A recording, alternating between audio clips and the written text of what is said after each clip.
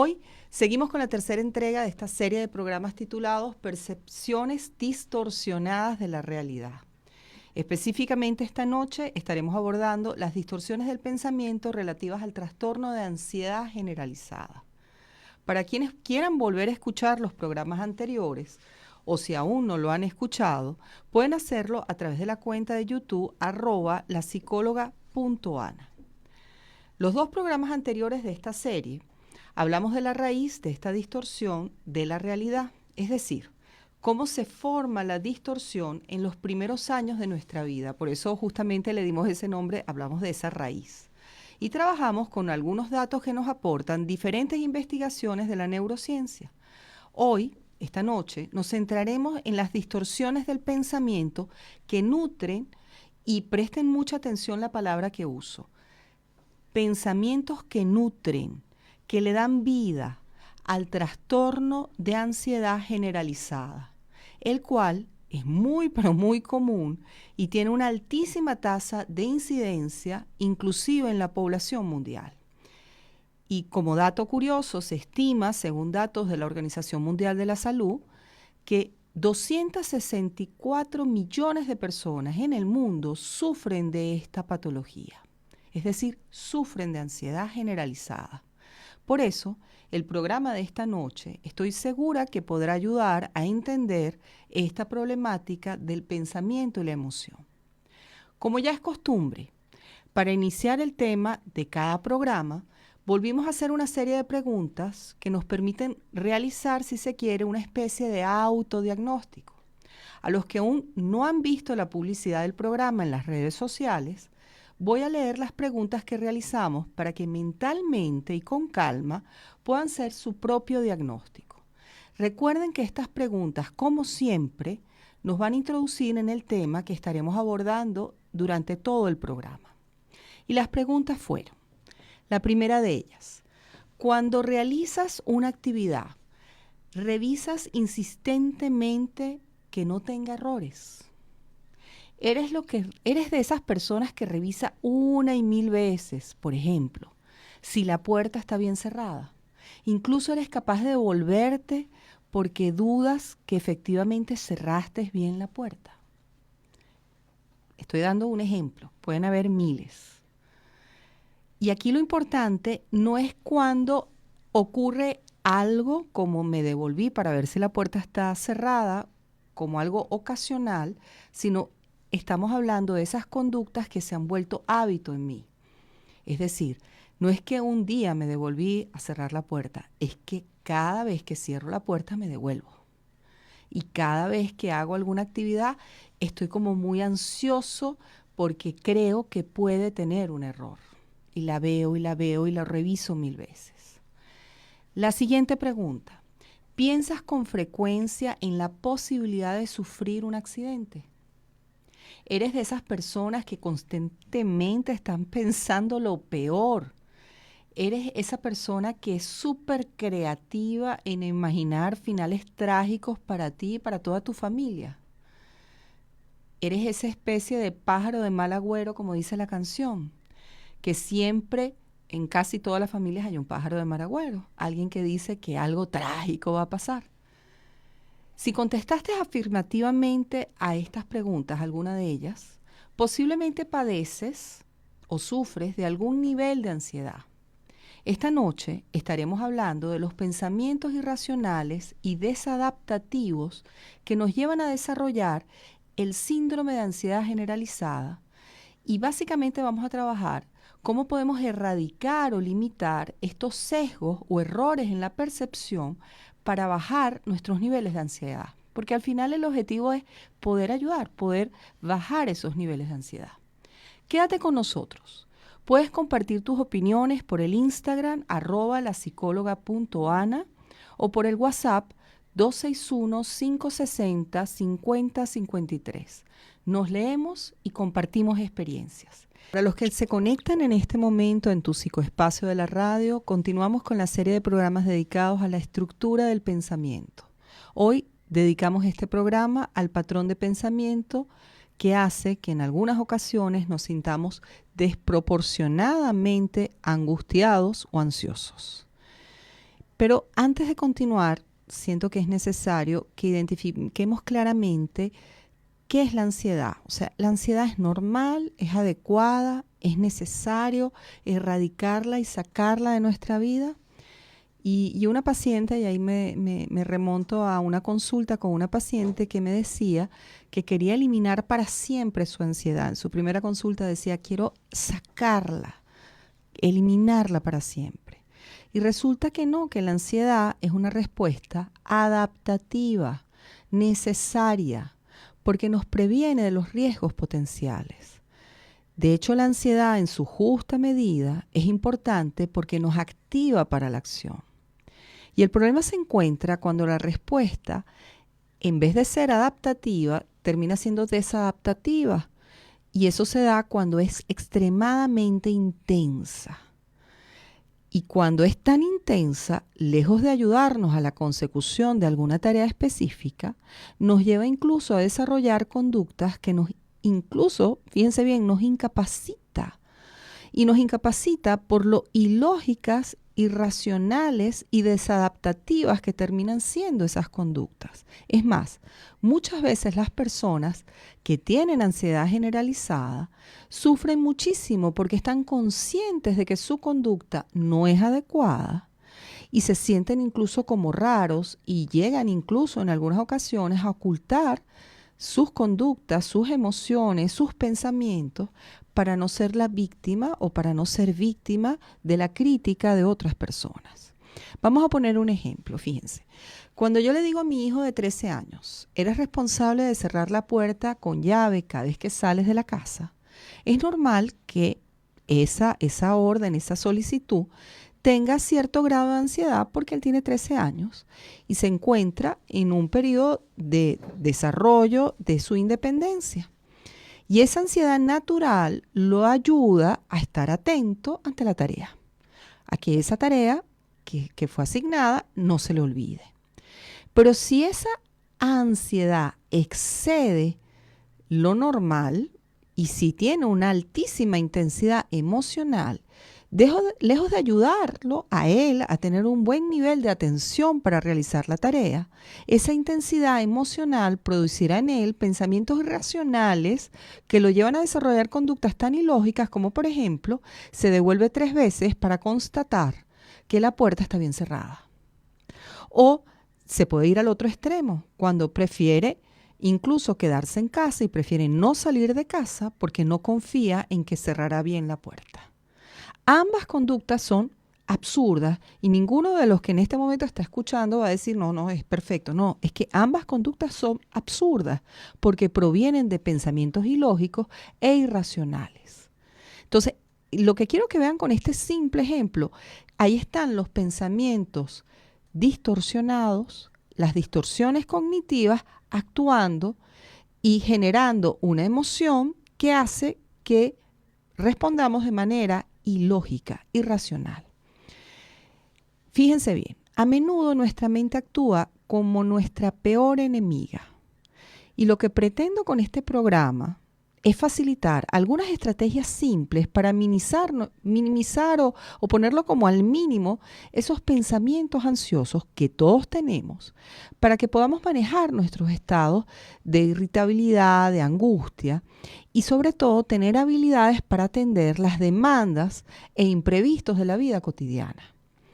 Sin embargo, es importante entender que la ansiedad es una enfermedad psiquiátrica que en algunas ocasiones requiere de medicación puntual.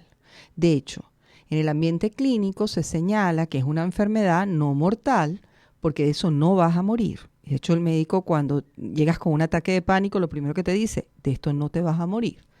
Pero genera una importante sensación de muerte, porque quien sufre la ansiedad muchas veces siente que se va a morir. Y ese sufrimiento del paciente muchas veces no es entendido e inclusive es mal interpretado. Por eso les pido que cuando estén delante de una persona que sufre ansiedad o que esté en un ataque de pánico o esté en un cuadro importante de ansiedad, es importante tener paciencia, empatía y no deslegitimar lo que siente. Pero eso sí, deslegitimar lo que piensa. Vamos a ver con calma al final del programa cómo es eso de deslegitimar lo que piensa, no lo que siente, lo que piensa. Antes de seguir, es necesario identificar los tipos de ansiedad para que podamos tener como un mismo vocabulario técnico. Entiendo que este programa está diseñado no para especialistas y psicólogos, sino para todo tipo de público. Sin embargo, es necesario que podamos puntualizar qué estamos hablando esta noche, porque hay otros tipos de ansiedad. O sea, las ansiedades, en realidad hay varios tipos y me encantaría que por lo menos tuvieran un pantallazo general. Fíjense bien, existe el trastorno de ansiedad generalizada, que es el que estamos trabajando esta noche, pero también está el estrés postraumático, que generalmente se asocia a un evento de muerte o amenaza de muerte o herida. Por ejemplo, muchas personas después de estar en terapia intensiva desarrollan este estrés postraumático. O también puede estar relacionado con un traumatismo emocional continuo de violencia en un marco de relación. Por ejemplo, una relación de pareja en donde existe violencia física o psicológica. Ahí también podemos hablar de un estrés postraumático. Luego está el trastorno obsesivo-compulsivo, que se caracteriza por la presencia de obsesiones. ¿Qué son las obsesiones? Son pensamientos, imágenes, impulsos compulsivos, es decir, no puedo dejar de hacerlo, que conduce a la persona a tener conductas desprovistas de todo sentido que son difíciles muchas veces de controlar. Les doy casos concretos para que puedan entenderlo. Tengo que lavarme 20 veces los dientes cada día y no puedo dejar de hacerlo. O debo limpiar la vereda todos los días. Eso ocurre mucho aquí en Mendoza. Así hoy haya sonda y así hoy está enferma. Entonces, esto es un trastorno obsesivo-compulsivo. No puedo dejar de hacerlo y tengo como un impulso compulsivo hacia la acción. Luego está el trastorno de pánico, que es una ansiedad, un miedo o un terror intenso. Y esta ansiedad, miedo o terror intenso se da cuando tienes exactamente lo que se llama un ataque de pánico, que lamentablemente está muy de moda en estos últimos 10 años. De hecho, ha habido como un florecimiento de este trastorno que ha sido muy descrito bibliográficamente, ¿no? Que hace que sientas que te vas a morir, porque además hay una respuesta orgánica importante, inminente, tienes palpitaciones, dolores de pecho, te falta el aire y obviamente tú juras y en algún momento puedes pensar que estás sufriendo un infarto. O, como decimos los venezolanos en nuestro argot, decimos patatú, eso lo llamamos patatú. Y los que son venezolanos pueden entender esta expresión. Y resulta que todo lo que sientes y todo lo que vive tu cuerpo y expresa tu cuerpo es de carácter psicológico, porque en estos casos, después que te hacen tu electro, descubren que tu corazón está perfecto. Y es cuando el médico se acerca a ti y te dice, mire, tiene que ir a un psicólogo o a un psiquiatra, porque usted no tiene nada en el corazón. Usted lo que tiene es un trastorno de pánico. Luego tenemos la fobia social, que es un miedo o ansiedad intensa ante situaciones sociales, o una fobia específica. Ante un estímulo específico, algunas personas tienen una ansiedad extrema, como por ejemplo los arácnidos, las cucarachas, las mariposas, los aviones.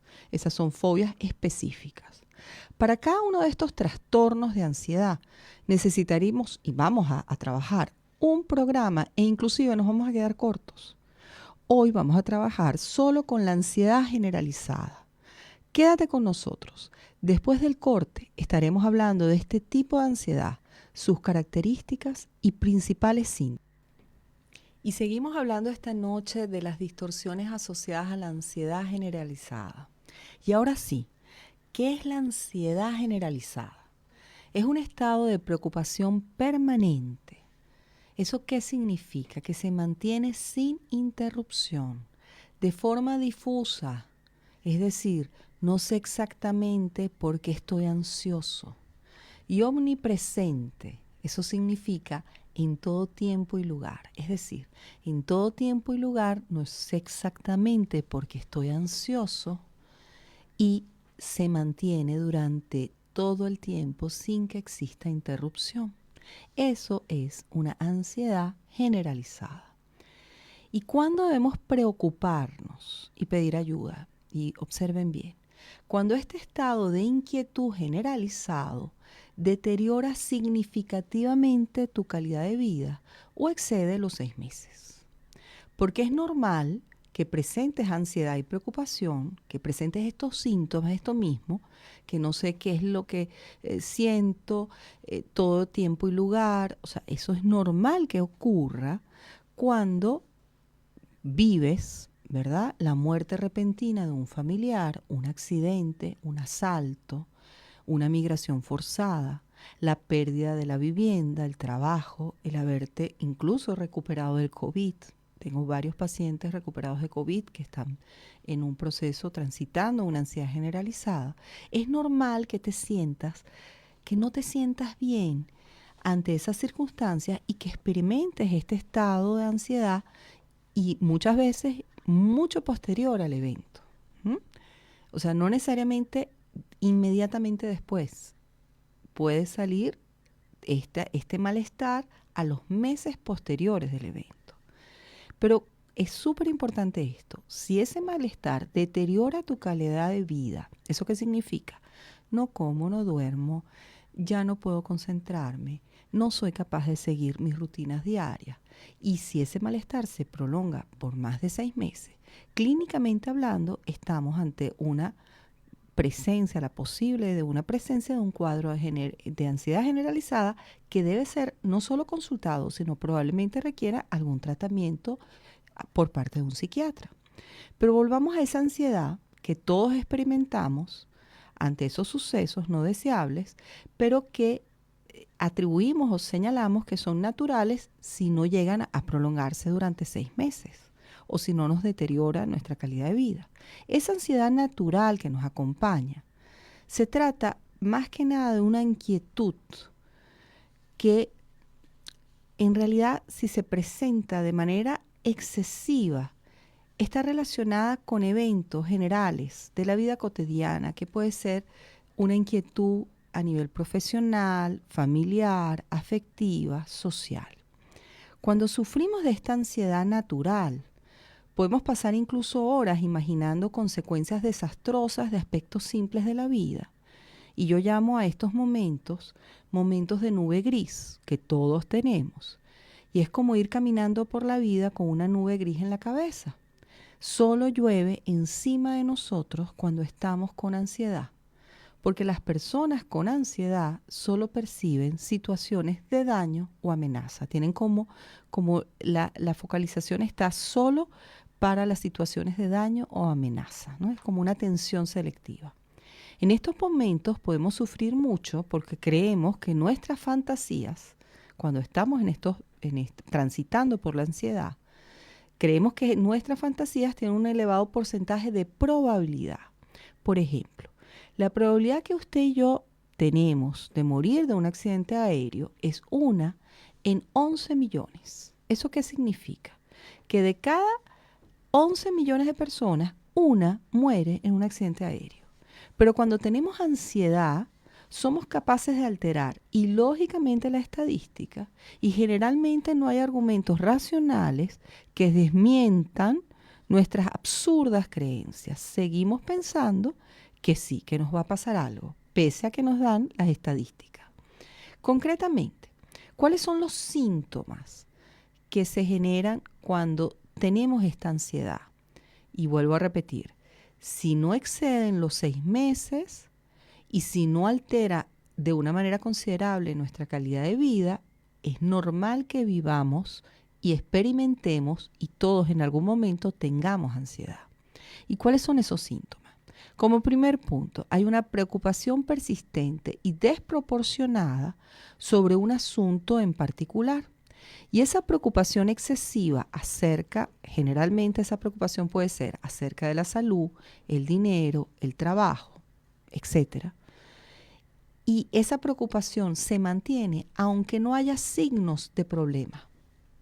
O sea, me preocupo en muchas ocasiones sin necesidad de preocuparme. Como segundo aspecto, cuando hay expectativas irracionales de los peores resultados, cuando pienso de una manera irracional que todo va a salir mal, que el resultado va a ser desastroso. Como tercera, hay una falta de habilidad para hacer a un lado o dejar de pasar esa preocupación. No tengo la posibilidad de pasar la hoja.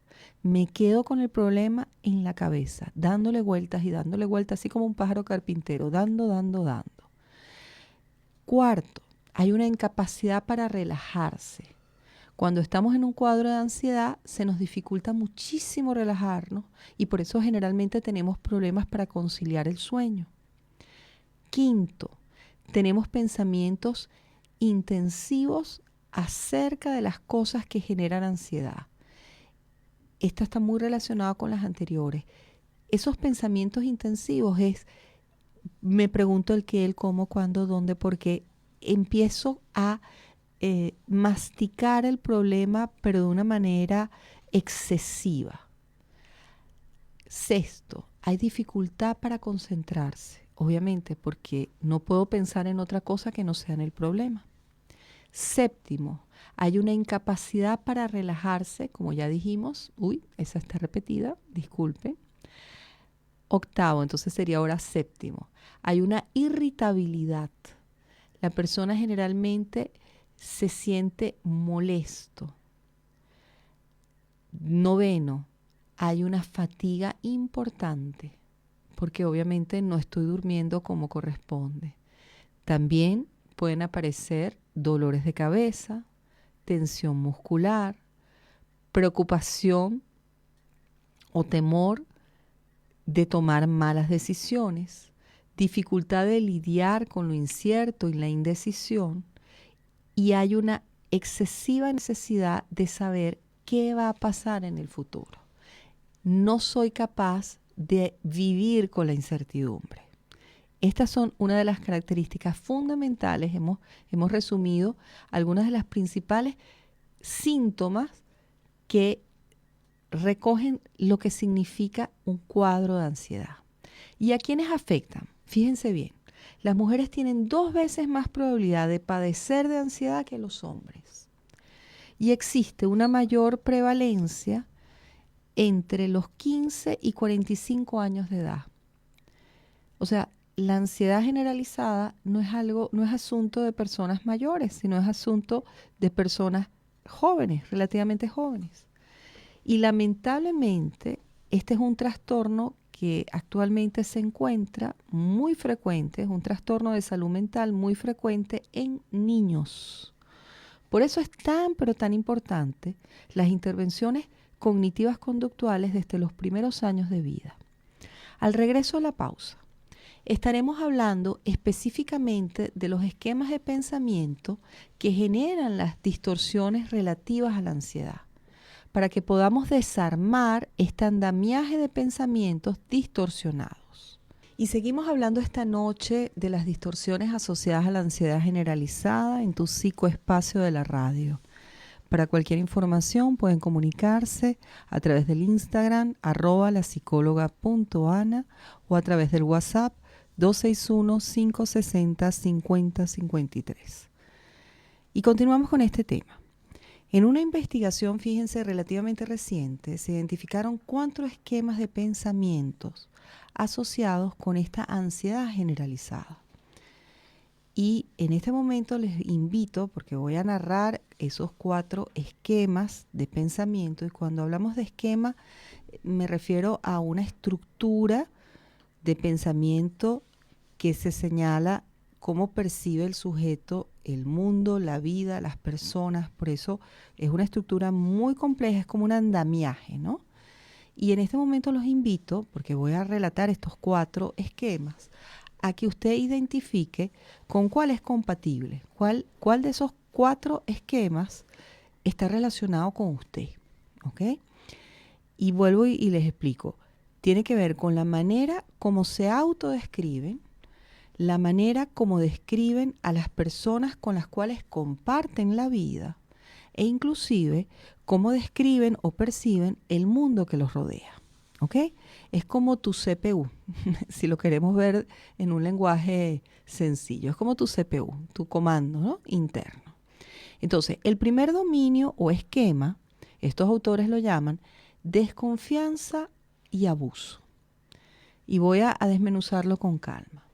Quienes tienen este dominio activo, es decir, quienes cumplen con este dominio, están constantemente a la expectativa de ser heridos o que alguien les cause algún tipo de daño. Están permanentemente pendientes y expectantes de que alguien en algún momento les va a causar daño. Por eso están preparados incluso para atacar primero. Es decir, son esas personas que viven como a la defensiva. Y estas personas generalmente evalúan cualquier relación a partir de una creencia de daño. De tal forma que los otros siempre los califican como mentirosos y como que ellos van a ser víctimas de algún tipo de engaño. Observen bien este esquema, que es bien complejo. Y los invito incluso a identificar personas tal vez con las cuales convivimos o con las cuales nos relacionamos que pueden encajar perfectamente en este esquema. Y este esquema genera distorsiones del pensamiento que hace incluso que yo perciba el mundo, la vida y la gente que me rodea con este matiz. Es como un filtro que yo le coloco a la vida. Bien, entonces el primero tiene que ver con desconfianza y abuso. Yo desconfío de todo el mundo y pienso que en cualquier momento alguien me va a abusar o va a sacar provecho de mí. Este es el primer esquema. El siguiente está muy relacionado porque tiene un corte emocional, lo vamos a ver ahora con calma. Se encuentra y te identifica este esquema, y los autores lo identifican como inestabilidad y abandono. ¿Pero por qué inestabilidad y abandono? La persona que tiene activo este esquema piensa que los otros, es decir, las otras personas que son significativas para él o para ella, no estarán presentes en algún modo de manera regular. Tienen un miedo permanente a ser abandonados. Su paz, su tranquilidad es inestable. Piensan que esas personas no les van a dar la protección y el apoyo emocional que ellos necesitan y fantasean o creen que eso será porque o morirán o estarán con una persona inclusive mejor que ellos. O sea, son personas que permanentemente creen, piensan que van a ser abandonadas y que cualquier felicidad que tengan es de carácter inestable. Bien, este tipo de pensamiento genera distorsiones, obviamente ya se las pueden imaginar, catastróficas, incluso pensamientos, bueno, en cualquier momento me abandona, en cualquier momento me deja por otra. Entonces, a partir de aquí aparecen distorsiones del pensamiento que generan mucho sufrimiento. Vamos a ver el otro esquema, ¿no? Acabamos de ver el que tiene que ver con desconfianza y abuso, y el segundo que sería inestabilidad y abandono. El siguiente esquema, los autores lo identifican autocontrol y autodisciplina. Las personas que tienen esto activo dentro de sí se caracteriza por tener mucha dificultad para establecer límites internos y con los otros. Fíjense bien, no es solamente con los otros, no es ponerle límites a las personas, sino también límites internos. No son capaces de autodirigirse. Y obviamente, como tienen dificultad para autodirigir sus conductas, tienen muchísimos problemas para alcanzar objetivos. Son las personas que generalmente acumulan fracasos. Y estas personas suelen evitar sentirse incómodos e inclusive evitan el dolor, la confrontación y las responsabilidades, porque lamentablemente no han podido establecer los límites internos que les permite alcanzar metas y objetivos. Entonces, por eso generalmente como se sienten tan frustrados, evitan a toda costa las responsabilidades, evitan la incomodidad, evitan el esfuerzo. Y esto se correlaciona, obviamente, con una baja capacidad para solucionar problemas. Entonces, las personas que tienen este esquema activo de autocontrol y autodisciplina tendrán una estructura de pensamiento y unas distorsiones cognitivas muy relacionadas a esto. A los demás son los culpables, el otro tiene la culpa, yo lo estoy haciendo bien, se sentirán perseguidos por todos. O sea, yo lo que quiero es que vayan tejiendo cómo esta estructura del pensamiento deriva posteriormente en múltiples problemas. Luego tenemos el último esquema, el cuarto esquema, que tiene que ver con estándares inflexibles y los autores lo han llamado estándares inflexibles y autoexigencia. Eso se da cuando hay una sobrevigilancia. Son esas personas que permanentemente están sobreexigidas y que se han inhibido en muchas de sus necesidades. Este esquema generalmente genera un constante esfuerzo para alcanzar patrones muy altos de desempeño, pero miren bien, dirigidos a evitar la crítica, lo que provoca sentimientos de presión y dificultades para atenuar el ritmo de la vida. Son personas que se autoexigen en exceso y que lamentablemente tienen una conducta excesivamente hipercrítica hacia sí mismo y hacia los demás. Terminan siendo como implacables. Involucra también, por supuesto, este esquema, un importante deterioro en el placer, la diversión, la salud, la sensación de logros, porque estas personas viven en el doing, en el hacer permanente, pero con unos estándares inflexibles y con una excesiva autoexigencia. Y lamentablemente pierden todo lo que tiene que ver con el placer, la diversión, esa sensación de sentirse satisfechos con lo que han logrado. Bien, entonces en este momento cualquiera de ustedes puede decir cuál de esas barajitas o cuál de estos esquemas entran ustedes. Si están en esa, y voy rápidamente a volverlos a leer, solo el título. Si están en desconfianza o abuso, si están en inestabilidad o abandono, si están en autocontrol y autodisciplina, o si están en esos estándares inflexibles y de autoexigencia. Cualquiera de estos cuatro generan distorsiones del pensamiento asociadas con la ansiedad. Porque este último, por ejemplo, de estándares inflexibles y autoexigencia, va a generar un nivel de ansiedad por la perfección que va a ser incluso que atenta contra mi propia calidad de vida. Bien, voy ya cerrando porque ya estamos en el final de este programa y no quiero cerrar hoy sin hablar o dar algunos tips para manejar la ansiedad. Y fíjense bien, voy a trabajar con ustedes 7 tips, 7 cosas puntuales que podemos hacer, porque algunos de ustedes dirán, mira Ana María, me identifiqué en ese estándar de pensamiento, ya me estoy dando cuenta, bien, pero ¿qué hago con todo esto? Lo primero que tenemos que hacer es primero identificarlo y después que lo identificamos nos damos cuenta cuán absurdo es.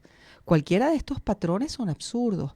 El pensar que todo el mundo me va a hacer daño, el pensar que va a ocurrir una catástrofe permanente en mi familia, el pensar que todo tiene que estar perfecto porque si no está perfecto no soy feliz y tengo que hacerlo perfecto porque tengo que evitar a toda costa la crítica. O sea, cada uno de estos patrones generan estados de ansiedad que son total y absolutamente basados en pensamientos irracionales y lógicos. Bien, y ahora estos tips te van a ayudar a que vayas trabajando con tus propios pensamientos. Entonces, el primer tip de la noche es, escribe todos los pensamientos repetitivos que te surjan continuamente.